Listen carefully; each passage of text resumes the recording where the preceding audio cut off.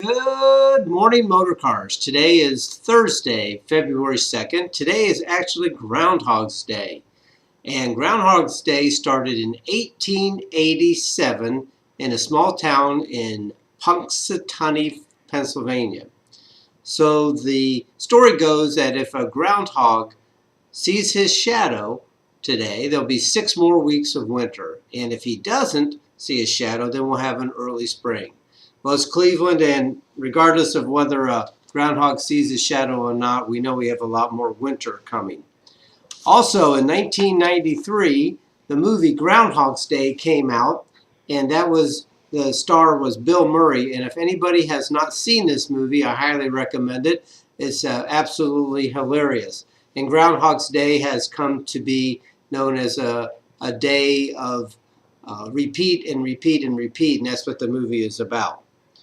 Also in 1964, G.I. Joe was introduced, and I remember as a young child playing with G.I. Joe, dropping him off the roof with his parachute, and we had a great time. So hopefully many of you had an opportunity to play with G.I. Joe over the years.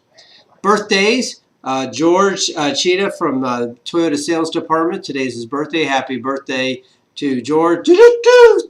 From Chuck, that's his little kazoo. And is also Andy Paramushka's anniversary. He started in 2009. So next thing I want to talk about is our attitude. And some of us come in with the glass half empty, and some of us come in with the glass half full. So your attitude, the way you start your day, sets the tone of how we continue on throughout the day and how people react to us and how the whole business development of the day is begun. So remember to check your negativity at the door and come in with only positive attitudes. So there's many processes that we have developed here at Motor Cars, and some of these processes are done very well and some aren't. I'm just going to talk about a couple that I think that we can do a much better job with.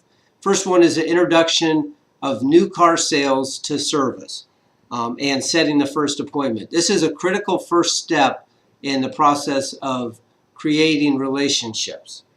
I think that we can do a much better job of confirming our appointments, either by phone call, email, or text. I think we can do a much better job of thanking the guests for their service and for their sales, and then walking them to either their new car or their service vehicle and thanking them and directing them out of our parking lot, out of our building. And I think we could also do a much, much better job on follow-up, either for a lost sale or for somebody who's coming in for their next service. Communication is extremely important. There's a website called CBT, CarBiz Today, and it's a CarBiz News, cbtnews.com. And CBT News has a daily program. It's like a newscast, and this newscast will give you daily tips, gives you information about the marketplace, about what other dealers are doing well.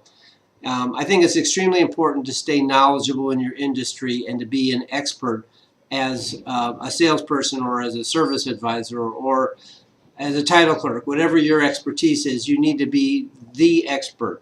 How do you get to be that expert? Well, you can take tests online. You can read articles. You can know your competition, know what the Nissan Altima is and what it's all about, and what the Volkswagen and what all the other competitions are and how they relate to our product. So when somebody asks you, how does this compare? In service, know your competition's prices. What's an oil change down the street? What is a synthetic oil change at Firestone cost? What do we sell a synthetic oil change for? You'd be surprised to know that most of our prices are at or below our competitors' prices. You can watch videos online. What I'd like to do now to finish up today is to play the video on CBT News, and it's a tip of the day. So I'm going to turn the camera on this. And it comes from Jonathan Dawson, one of the psychological influencers that impacts your customers in the process. Is an influencer known as higher authority. It has to do with whether or not they see you as an expert or someone they can trust. oftentimes I hear salespeople diminishing their authorities with their clients by saying things like, I don't know, that's not my job, that's not my area, I'm not the one who handles that. All these phrases diminish your authority with your client. Instead, consider elevating your position of authority by using different phrases like, I'm the one that can help you with that. I'm happy to do that for you. That's my area of expertise. Or I'm the right person. By elevating your authority with your clients, you build trust. And we all know customers do business with people they know, like, and trust. So elevate your authority, don't diminish it. I'm Jonathan Dawson. Thanks for joining me for today's Sales Tip of the Day. Just another reminder to connect with CBT. So these are some of the things on CBT. I hope everybody takes a minute to look up cbtnews.com and watch it every day. Motorcars, have a great day, and let's start February off. Bye-bye.